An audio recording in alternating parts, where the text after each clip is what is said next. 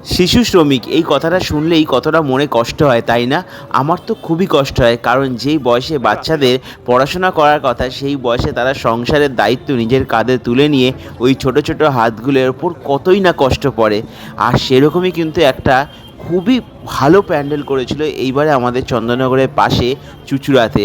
শিশু শ্রমিক নিয়ে দুর্গাপুজোর যেই প্যান্ডেলটা করেছিল এতটাই ভালো করেছিল আর এতটাই সবার মনে দাগ কেটে দেবে, তাই ভাবলাম যে আর দেরি না করে এটা তোমাদের সাথে শেয়ার করে নিই। এত সুন্দর করেছে, মানে বাচ্চাদের প্রতি হওয়া অত্যাচার, বাচ্চাদের কতটা কষ্ট, সেটা কিন্তু খুব সুন্দরভাবে তুলে ধরেছে।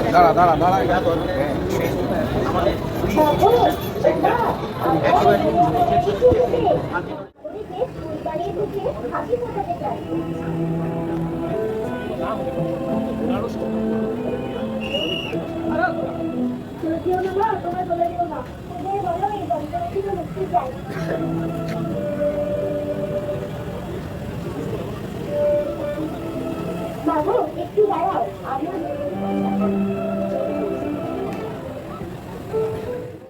আমরা বাসার দুটো বাঁচতে চাই, যদি ভালো রেখে পরিবারের দুধে হাসি ফোটাতে চাই।